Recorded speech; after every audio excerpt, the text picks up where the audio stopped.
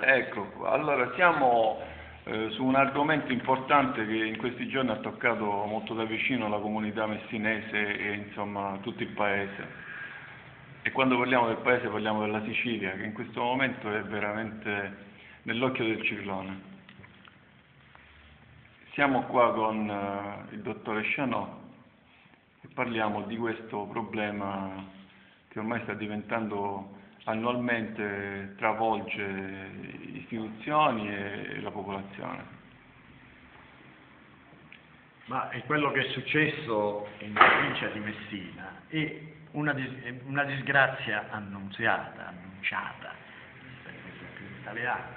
Cioè, che cosa è successo? È successo che è venuto il nodo al pettine, cioè quella mancanza di una politica idrogeologica per il territorio siciliano, quella depauperazione del manto boschivo siciliano, e quella politica anche di abusivismo edilizio, una politica della quale sono responsabili certamente quelli che hanno costruito abusivamente, ma sono responsabili anche le forze politiche che hanno amministrato e amministrano la Sicilia, che creano vincoli apparentemente severi e spesso ingiustificati, per poi costringere all'abusivismo. Insomma, bisogna fare una politica per il territorio più adeguata ai bisogni di carattere generale della popolazione, ma soprattutto una politica per il territorio legata a principi scientifici di difesa del suolo,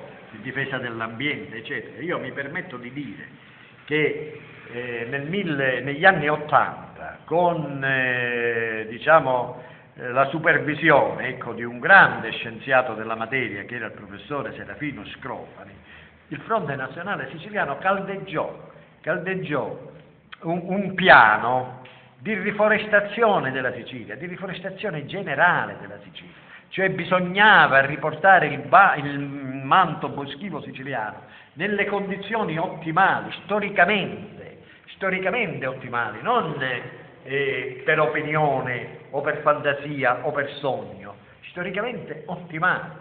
Noi sappiamo bene che la Sicilia era coperta da boschi, il bosco siciliano era un bosco misto che dava da mangiare alle persone e dava da mangiare alla fauna, sia quella selvatica sia quella domestica, quindi difficilmente scompariva di fronte agli incendi, difficilmente lasciava che le terre fossero portate via dagli acquazzoni. Ecco, bisogna rivedere, quindi ci vuole una rivoluzione culturale nel campo forestale, nel campo idrogeologico, bisogna quindi dare una svolta, alzare lo sguardo, migliorare la visione di tutti i problemi siciliani, non che tutto è lottizzazione e raccomandazione. A questo punto noi chiediamo, con migliaia e migliaia e migliaia di impiegati che ha la regione siciliana, che ha il corpo forestale, che hanno i vari uffici responsabili del territorio a tutti i livelli,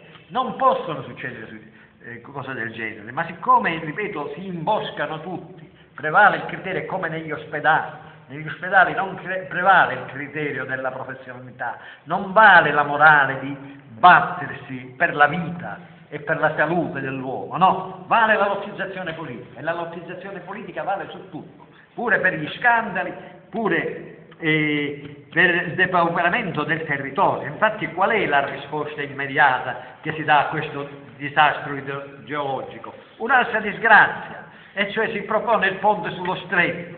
Vergogna, perché il ponte sullo stretto, anche senza essere costruito, crea già un dissesto panoramico, idrogeologico, biologico, ambientale, eccetera, che il popolo siciliano non intende sopportare. Noi sosteniamo, e lo ripetiamo, che Berlusconi è stato male informato, perché per quanto possa essere imperatore, per quanto possa essere dittatore, per quanto tutte le accuse che gli fanno, ha dimostrato di avere una grande intelligenza, per cui un uomo con una così grande intelligenza non si può rifugiare dietro un ponte. Lo faccia fare il ponte agli ascari che si venderebbero la Sicilia a pezzi, lo faccia fare il ponte agli ascari che vogliono cancellare geograficamente la Sicilia, lo faccia fare il ponte ai traditori della Sicilia, così li vediamo in faccia questa gente che non vuole il progresso della Sicilia, che non rispetta neppure l'identità geografica della Sicilia.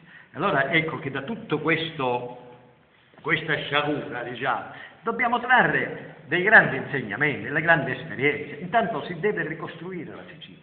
Si deve rivedere la politica forestale, che non deve essere una politica di assunzione di personale, ma una politica di realizzazione di strutture, di infrastrutture e soprattutto una politica che ci renda conto di quanti boschi si sono portati avanti, di quanti boschi misti si sono portati avanti e di quanti se ne sono persi. Perché è inutile che si dica quest'anno abbiamo rimboschito tante aree, se poi contemporaneamente quelle aree vengono distrutte dagli incendi o va a mare, va a monte il rimboschimento. Certamente le responsabilità sono di tutte, noi distinguiamo i due discorsi, da una parte ci sono i discorsi delle responsabilità che non vanno cancellate, dall'altra parte c'è la necessità di un bel progetto di ricostruzione della Sicilia, di un bel progetto di rinascita della Sicilia. L'acqua c'è amica, l'acqua ci serve per ricostruire la Sicilia, per ricostruire la nostra economia. Diceva Serafino Scrofani, che già ho citato, che la via, che quella dell'acqua non è una via, è la via della rinascita economica dell'agricoltura siciliana, dell'economia siciliana. Quindi creiamo, ecco, una programmazione siciliana per il territorio, finiamola di giocare con le carte, con i soldi, con i partiti, perché si gioca anche con la vita degli uomini, si gioca anche col futuro della Sicilia e noi il futuro della Sicilia non lo vogliamo perdere. Grazie per l'ospitalità. Grazie a voi. Grazie.